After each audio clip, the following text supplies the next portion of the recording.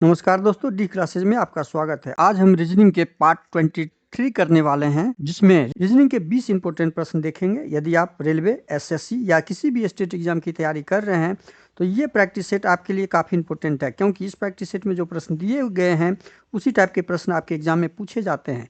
अब आते हैं क्वेश्चन नंबर 1 पर। क्वेश्चन नंबर 1 करने से पहले आपसे रिक्वेस्ट है, वीडियो शुरू से तक जरूर देखिए। वीडियो अच्छा लगे तो लाइक और कमेंट कर दीजिए। चैनल पर नए आए तो प्लीज़ चैनल सब्सक्राइब कर लीजिए, दोस्तों को अधिक से अधिक शेयर कर दीजिए। आप क्वेश्चन नंबर 1, यदि ए का अर्थ भाग, बी का अर्थ गुना, सी का अर्थ जोड़, डी का अर्थ घटाव है तो इसको हम सॉल्व करेंगे। बी का अर्थ क्या दिया हुआ है? गुना। डी का अर्थ घटाव, ए का अर्थ भाग, सी का अर्थ जोड़। अब इसको सॉल्व कीजिए।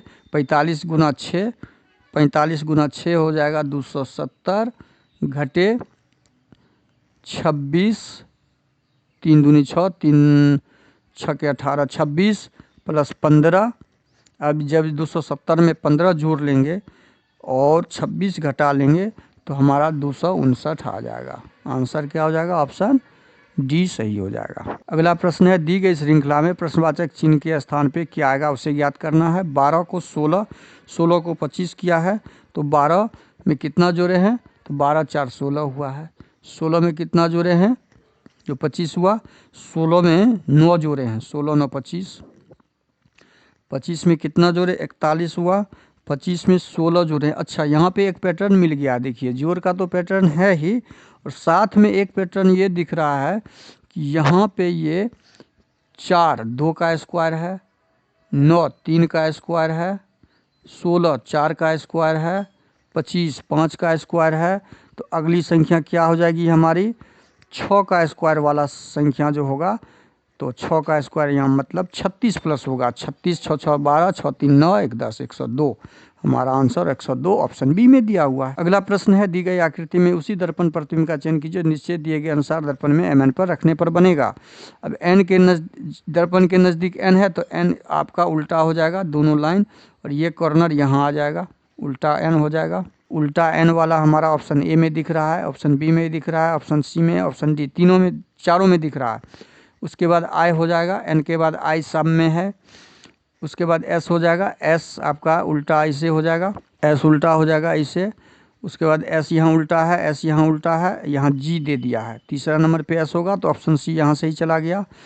उसके बाद जी है, जी आपका उल्टा यहाँ पे दे दिया है, जी यहाँ पे भी उल्टा है, जी आपका यहाँ पे सीधा दे दिया। 2 ऑप्शन तो एलिमिनेट हो गया। अब बचा हमारे पास ए और बी।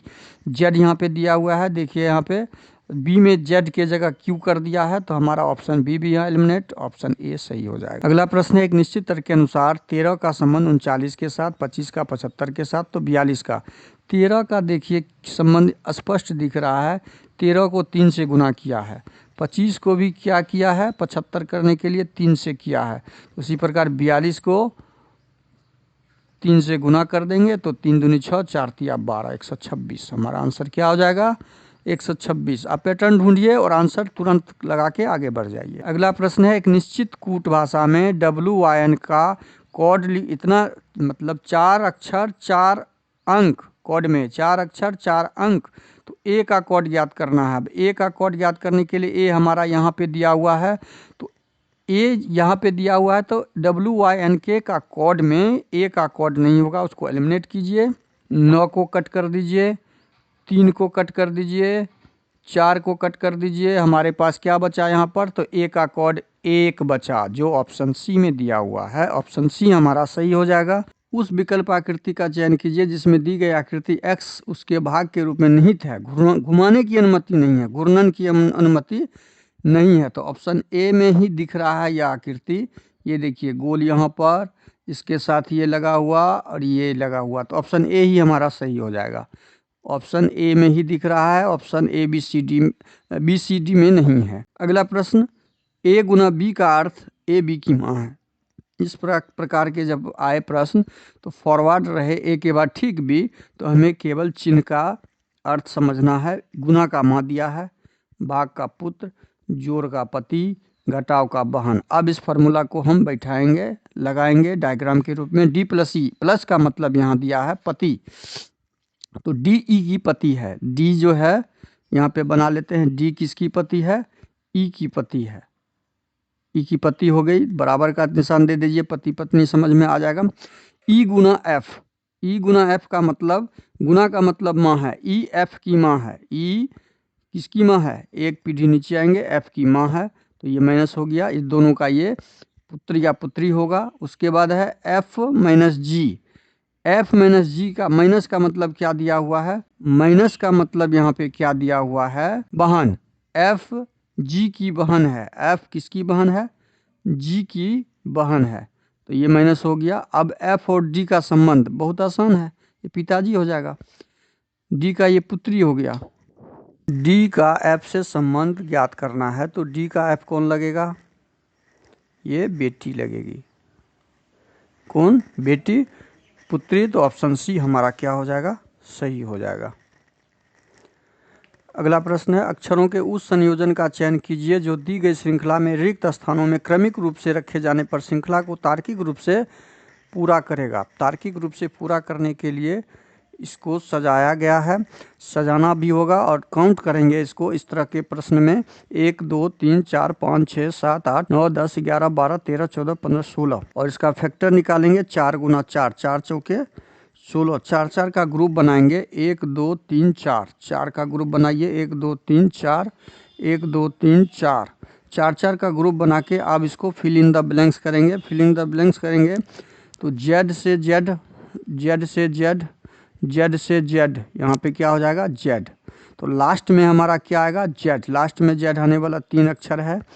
सेकंड में क्या लगा हुआ है, सेकंड 25 नंबर पे है, 25 से 20 आए तो -5, 20 से -5 कीजिए, 20 से 15 आ जाएगा, 15 ओ, क्या आ जाएगा ओ, 15 से 5 माइनस कीजिए तो 10, यहाँ पे सेकेंड में आपका -5 का पैटर्न लगा हुआ है, लॉजिक लगा हुआ है -5 का सेकेंड में, तो हमारा शुरू में क्या आ जाएगा यहाँ पर, और तीसरा में क्या लगा हुआ है, तीसरा का देखिए, तीसरा में क्या लगा हुआ है, तीसरा यहाँ पे x है, यहाँ भी x है, देखिए यहाँ x, यहाँ x और यहाँ x, तो यहाँ भी हमारा क्या हो जाएगा, x, x से शुरू होने वाला ऑप्शन ए और ऑप्शन सी हमारा यहाँ से कट हो जाएगा। x के बाद हमारा क्या आ जाएगा, x के बाद यहाँ w है, यहाँ u है, मतलब यहाँ t है, w u t, हम क्या देख रहे हैं यहाँ पर कि w u 21 नंबर, 21 से 20 -1 हुआ है, यहाँ पर क्या हो जाएगा, -1 तो +1 हो जाएगा, मतलब 21 यहाँ 20 हो जाएगा, t 21 से 22 हो जाएगा, v, यहाँ क्या हो जाएगा, v, तो हमारा x v o, एक्स भी ओ से शुरू होने वाला अक्षर जो होगा एक्स भी ओ, और लास्ट में जेड, जो ऑप्शन डी में दिया हुआ है, ऑप्शन डी हमारा सही हो जाएगा। अगला प्रश्न है, कुछ कथन दिए हुए हैं, उसका निष्कर्ष निकालना है। कुछ नदियां झोपड़ियां हैं, तो कुछ नदियां झोपड़ियां हैं, नदी को रिवर कर लीजिए, झोपड़ी को एच से कर लीजिए, धारा को करंट सी से कर लीजिए, घास को जी कर लीजिए, जी कर लीजिए, रिवर कर लीजिए। अब इसका डायग्राम बनाइए, डायग्राम बनाते हैं। कुछ नदियां झोपड़ियां हैं, ये कुछ नदी है जो हॉट है, सभी धाराएं घास हैं, सभी धाराएं घास हैं, सभी धारा क्या है, घास है, कुछ घास नदियां हैं, कुछ घास जो है नदी है और सभी धाराएं घास हैं, जितना भी धारा है, धारा को हमने क्या किया, सी से किया है, सभी धारा अंदर हो जाएगा, घास के अंदर हो जाएगा। ये डायग्राम हमारा बन गया। अब इस डायग्राम का जब हम आंसर ढूंढेंगे, निष्कर्ष के साथ मैच करेंगे, तो निष्कर्ष ढूंढते हैं, सभी घास धाराएं हैं, सभी घास धाराएं हैं, तो इसमें एलिमिनेशन का एक प्रश्न होता है, जब ऑल वाला मतलब सभी वाला कथन 2 हो, जब कथन सभी वाला 2 हो तो हमारा निष्कर्ष सभी वाला में कोई ना कोई एक होगा, लेकिन जब एक हो, कथन सभी वाला केवल एक हो, तो निष्कर्ष हमारा सभी वाला एक संभव नहीं है, जबकि सेम सभी धाराएं घास है, डाला ना जाए। क्योंकि सभी घास धाराएं हैं, ये संभव भी नहीं है। धारा हमारा जितना भी है वो घास हो ही नहीं सकता, क्योंकि घास के अंदर धारा है। अब कुछ वाला देखेंगे हम निष्कर्ष। कुछ घास झोपड़ियां हैं। घास जो है झोपड़ी के बीच, घास और झोपड़ी के बीच कोई संबंध है? नहीं, घास और झोपड़ी के बीच कोई संबंध नहीं दिख रहा है। तो निष्कर्ष सेकंड भी हमारा माइनस हो जाएगा। ना तो निष्कर्ष 1 ना ही निष्कर्ष 2 कथनों के अनुसार है, तो ऑप्शन सी हमारा सही हो जाएगा। अगला प्रश्न है, ट्रैम्पोलिन के प्रत्येक अक्षर को एक नया शब्द बनाने के लिए बाएं से दाएं वर्णमाला क्रम में व्यवस्थित किया गया है। पहले बाएं से दाएं व्यवस्थित कर लेते हैं। 1 नंबर पे ए आ जाएगा, 1 के बाद आपका 5 नंबर है, 1 के बाद ई आ जाएगा 5 नंबर, 5 के बाद 9 नंबर आ जाएगा आई, आई के बाद एल आ जाएगा, एल के बाद एन आ जाएगा 14 नंबर, उसके बाद 15 नंबर आ जाएगा, उसके बाद 16 नंबर आ जाएगा, और इससे पहले एम आ जाएगा, उसके बाद 18 आ जाएगा, उसके बाद 20 आ जाएगा। हम टोटल अक्षर यहाँ पे डाल दिए हैं। अब यहाँ पे क्या बोल रहा है, नवनिर्मित शब्द में बाएं से चौथे, बायां इधर है, बायां इधर है, इधर से चौथा लेटर एल है, चौथा लेटर हमारा क्या हो गया, एल। बाएं से चौथे स्थान वाले अक्षर और दाएं से पहले, दायां से पहला टी है। एल और टी के बीच मध्य अंग्रेजी वर्णमाला श्रृंखला में कितने अक्षर हैं? एल होता है आपका 12, टी होता है 20, इस दोनों के बीच 12 में 8 जोड़ेंगे तो 20 होता है, तो इस दोनों के बीच हमारा 8 में -1 कर लेंगे, 7 अक्षर आएंगे, जो ऑप्शन डी में दिया हुआ है। कहाँ पे दिया हुआ है? ऑप्शन डी में, ऑप्शन डी सही हो जाएगा। दी गई, अगला प्रश्न है, दी गई श्रृंखला को तार्किक रूप से पूरा करने के लिए निम्नलिखित में से कौन सा अक्षर समूह प्रश्नवाचक चिन्ह के स्थान पे आएगा? अब इसको तार्किक रूप से पूरा करना है तो कौन सा अक्षर समूह आ जाएगा? अब देखिए यहाँ पे पहला लेटर को हम यदि लेते हैं तो के होता है 11, के होता है 11, एल होता है 12, तो +1 हुआ। 12 से प्रश्नवाचक चिन्ह पे क्या आएगा, फिर यहाँ से क्यू पे क्या आएगा, 17 से यहाँ पे क्या हो गया है, 17 4 21 +4 हुआ है, मतलब 1 2 3 4, मतलब यहाँ पे +1 +2 +3 और +4 का पैटर्न लगा हुआ है। तो +2 करेंगे, 12 2 14, 14 नंबर पे क्या होता है, एन। एन से शुरू होने वाला हमारा ऑप्शन डी, ऑप्शन बी यहाँ से कट कर दीजिए। अब 2 बचा ऑप्शन हमें। अब एल से दूसरा लेटर क्या है, एल 12 से शुरू होगा है और फिर 11 आया, तो यहाँ पे माइनस का पैटर्न दिख रहा है, यहाँ -1 है, यहाँ हमारा क्या दिखेगा, 6 से -4 हुआ है, मतलब दूसरा में क्या लगा हुआ है, -1 -2 -3 -4 का यहाँ पे पैटर्न। तो दूसरा में -1 2 3 4 का लगा हुआ है, तो 11 में से 2 घटाएंगे तो दूसरा हमारा लेटर क्या आ जाएगा, 11 में से जब 2 घटाएंगे तो 9, 9 एन आई से शुरू होने वाला एन जे, हमारा ऑप्शन ए में एन जे से शुरू हुआ है, तो एन आई नहीं है, तो ऑप्शन ए यहाँ से कट हो जाएगा, हम बाकी चेक नहीं करेंगे, ऑप्शन सी हमारा आंसर हो जाएगा। एग्जाम में इतना ही करना है और आगे बढ़ जाना है। अगला प्रश्न है, यदि 5 अगस्त 2005 को शुक्रवार है, 17 अप्रैल 2011 को सप्ताह का कौन सा दिन होगा? 5 अगस्त यहाँ पे डालिए 2005, और 5 अगस्त 17 अप्रैल है, अगस्त से पहले है, तो 5 अगस्त यदि हम सेम डेट सेम मंथ करेंगे तो 2011 क्या हो जाएगा हमारा, 2010। अब हमें आना है 2011, 17 अप्रैल 2011 तक आना है डेट लेके।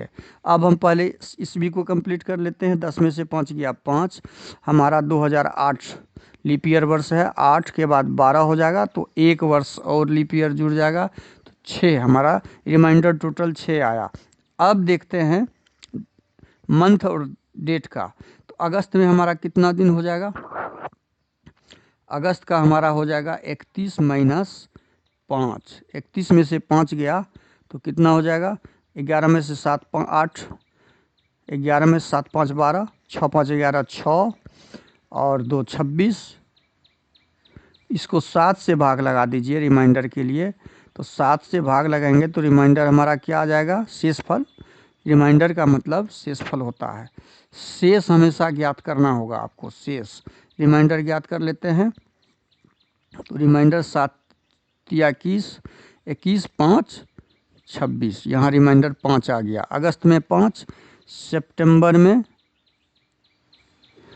सितंबर का 31 दिन होता है, तो रिमाइंडर इसका क्या हो जाएगा आपका, इसका रिमाइंडर हो जाएगा 2, चूँकि 30 को जब 7 से भाग लगाएंगे तो 2 आएगा रिमाइंडर। अक्टूबर में 3, नवंबर में 2, दिसंबर में, ऐसे आप ज्ञात कीजिए 3, फिर जनवरी में, फिर हमें जाना है अप्रैल तक। कहाँ तक जाना है, अप्रैल तक। जनवरी का 3, फरवरी आपका 2011, ये फरवरी 2011 का हम आ गए। अब 2011 में फरवरी 2011 आपका 28 दिन का है तो 0, फरवरी आपका 0 हो जाएगा। मार्च आपका 3 हो जाएगा। और अप्रैल आपका कहाँ तक, 17 अप्रैल आना था हमें। 17 अप्रैल को 17 दिन, 17 को 7 से भाग लगा दीजिए, 7 दूनी 14, 3 17, 3। अब हम क्या करेंगे, इसको सबको ऐड करेंगे। सबको क्या करेंगे, ऐड करेंगे, 7 से भाग लगाएंगे। अब 7 से भाग लगा के हटाते जाइए, 5 2 7 हट गया, 3 3 3 3 2 5 नहीं। अब इसके बाद हम यहाँ से नहीं हटा पाएंगे, तो हम अब सबको जोड़ेंगे। 6 3 9, 9 2 11, 11 3 14, 3 17, 3 20, 3 23। हमारा टोटल कितना आ रहा है, 23। 23 में 7 से भाग लगाइए तो रिमाइंडर कितना आ जाएगा, 7 या 21, 22, 23, 2। रिमाइंडर कितना आ गया हमारा, 2। तो हम शुक्रवार में कितना दिन जोड़ेंगे, शुक्रवार में +2 करेंगे तो शनिवार रविवार। हमारा आंसर क्या हो जाएगा, ऑप्शन डी हो जाएगा। हमारा आंसर ऑप्शन डी हो जाएगा। अगला प्रश्न है, उस समुच्चय का चयन कीजिए जिसमें संख्याएं ठीक उसी प्रकार संबंधित हैं जिस प्रकार दिए गए समुच्चयों की संख्या संबंधित है। दिए गए समुच्चयों की संख्या संबंधित है। अब समुच्चय में क्या संबंध है ये देखिए। इस समुच्चय में क्या संबंध दिख रहा है, ये बड़ी संख्या, ये भी बड़ी संख्या, गुना तो हो ही नहीं सकता है 103 लाने के लिए। तो 103 लाने के लिए क्या किया है, यहाँ पे जोड़ का या घटाव का ही होगा। तो 75 में हम कितना जोड़े, तो 89 हुआ है, +14 देखते हैं, 5 4 9 7 1 8। 89 में कितना जोड़े हैं, 103 हो गया है, +14 यदि करके देखते हैं तो 9 4 13, 8 1 9 1 10। देखिए +14 का यहाँ पे पैटर्न मिल गया, +14 यहाँ भी हुआ है, +14 यहाँ भी हुआ। बस सेम पैटर्न हमें ढूंढ लेना है। पैटर्न ढूंढने के बाद हमें कोई आगे की जरूरत ही नहीं है, बस पैटर्न ढूंढते हुए आंसर ढूंढ लेंगे।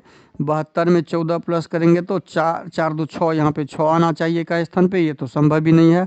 7 4 11 आएगा, 14 प्लस का यदि यहाँ करते हैं हम, और 8 1 9 1 10 होगा, यहाँ पे ठीक है। यहाँ पे फिर 14 4 1 5 आ रहा है, 4 1 5 आ रहा है। 14 यदि यहाँ प्लस करते हैं तो 4 1 5, 1 का 1 125, यहाँ पे 115 आना चाहिए, जबकि 125 आ रहा है, तो ऑप्शन बी भी नहीं होगा। ऑप्शन सी 5 4 9, 9 1 10, 9 4 13 यहाँ आना चाहिए, यहाँ पे 8 आ गया, मतलब 3 इकाई स्थान पे आना चाहिए, तो ऑप्शन सी भी नहीं होगा। बच्चा हमारा ऑप्शन डी सही हो जाएगा। अगला प्रश्न है, माधव का परिचय देते हुए जिहान ने कहा कि मैं उसकी माँ के किसी एक पुत्र का इकलौता पुत्र हूँ। माधव जिहान से किस प्रकार संबंधित है। देखिए यहाँ पे इस प्रश्न को समझिए, मौखिक भी कर सकते हैं, लेकिन यहाँ पे डायग्राम बना लीजिए आप। माधव ने परिचय देते हुए जिहान से कहा, ये जिहान है, जिहान से कहा मैं उसकी, माधव मैं हो गया, मैं उसकी माँ का के किसी एक पुत्र का, मतलब जिहान की माँ, जिहान की माँ का किसी एक पुत्र का इकलौता, किसी एक पुत्र का, जिहान की माँ का किसी एक पुत्र का इकलौता पुत्र ये माधव है। माधव जिहान से किस प्रकार संबंधित है, या तो माधव माधव, ये यदि एक से ज़्यादा पुत्र होगा इनका तो ये या तो पापा होगा, इनका पिताजी होगा, या चाचा होगा, यही संबंध होना चाहिए। चचेरा भाई तो होगा ही नहीं, पुत्र या एक भाई होगा ही नहीं। ऑप्शन सी हमारा सही हो जाएगा। अगला प्रश्न है, यदि प्लस को गुना कर देंगे, गुना को प्लस कर देंगे, माइनस को भाग या भाग को माइनस कर देंगे तो समीकरण का सॉल्व क्या होगा? गुना को जोड़ कर दीजिए, जोड़ को गुना कर दीजिए, भाग को माइनस कर दीजिए, माइनस को भाग कर दीजिए। 35 जोड़ 48 माइनस 13। अब जब इसको सॉल्व करते हैं हम तो 35 और 48 को जोड़ के 13 घटा लेते हैं तो 70 आता है। कितना? 70, जो ऑप्शन बी में दिया हुआ है। ऑप्शन बी हमारा सही हो जाएगा। अगला प्रश्न है, दी गई श्रृंखला में प्रश्नवाचक चिन्ह के स्थान पे क्या आना चाहिए? देखिए श्रृंखला इतनी बड़ी है और बड़ी में बड़ी से छोटी से बड़ी, फिर बड़ी से छोटी, मतलब यहाँ पे 2 पैटर्न लगा हुआ है। सीरीज में 2 पैटर्न लगा हुआ है। क्या पैटर्न लगा हुआ है?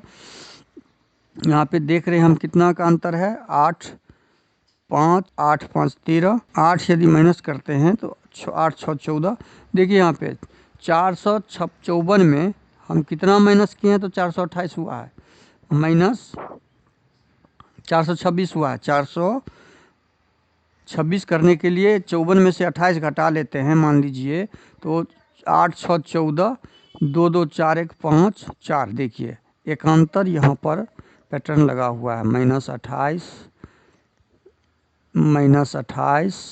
चूँकि सेम 3 अंक में ही है तो जोड़ या घटाव ही होगा। तो अगली संख्या फिर -28 वाला होगा।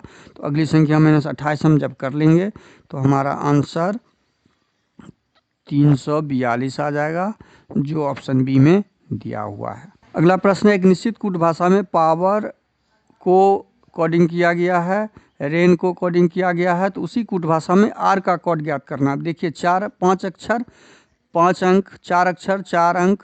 अब आर दोनों में कॉमन है। देखिए यहाँ भी आर है, आर दोनों में कॉमन है, यहाँ भी आर है और यहाँ भी आर है। देखिए तो हमारा आर का कोड क्या हो जाएगा? जो दोनों में कॉमन होगा। अब कॉमन ढूंढते हैं, यहाँ भी 7 है और यहाँ भी 7 है, तो हमारा आर का कोड क्या हो जाएगा? 7, जो ऑप्शन बी में दिया हुआ है। अगला प्रश्न है, अंग्रेजी वर्णमाला क्रम के आधार पर TOWB को इस अक्षर से कोडिंग किया गया है।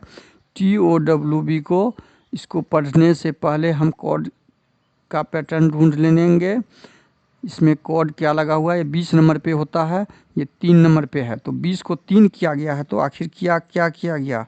20 को 3 करने के लिए ये 2 नंबर पर, ये 21 नंबर पर, तो 2 से 3 हुआ है। देखिए यहाँ पे संबंध, यहाँ ज़्यादा लंबा दूरी है, यहाँ भी ज़्यादा लंबा दूरी है, तो ये पैटर्न हम देख लिए। 2 से 3 किया है पहले से इसके लास्ट को, और 20 से 21 किया है, +1।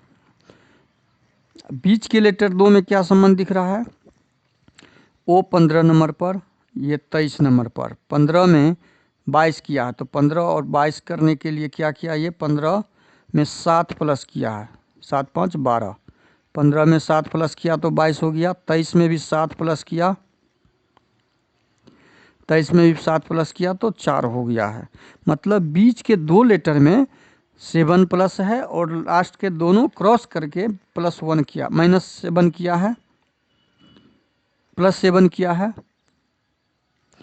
उसी प्रकार VKFA का हम चेक करेंगे तो BRMW, यहाँ पे क्या दिख रहा है?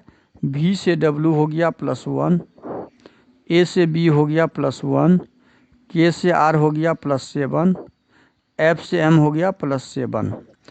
ये सेम पैटर्न हमें किसके साथ ज्ञात करना है? CMZW के साथ। यहाँ कर लेते हैं, CMZW को जब क्रॉस करेंगे तो यहाँ का क्रॉस यहाँ, C का D,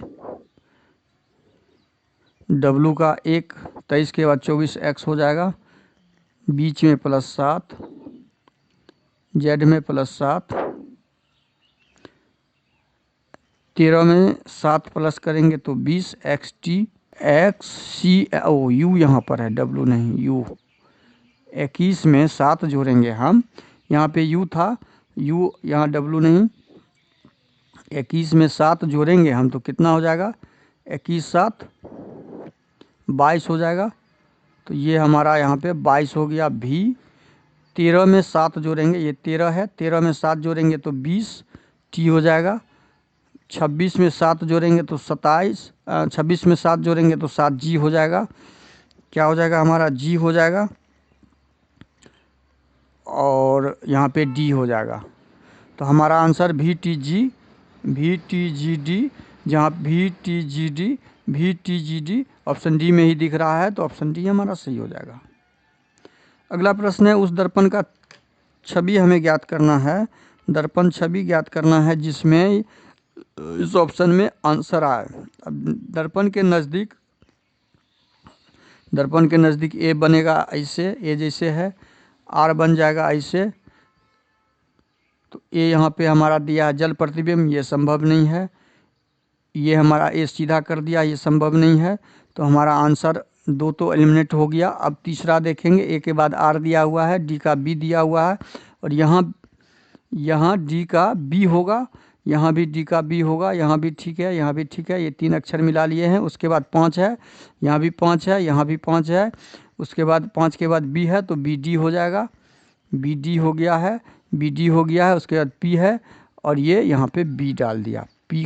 पी उल्टा होता तो ऑप्शन डी एलिमिनेट हो गया। ऑप्शन सी हमारा सही हो जाएगा।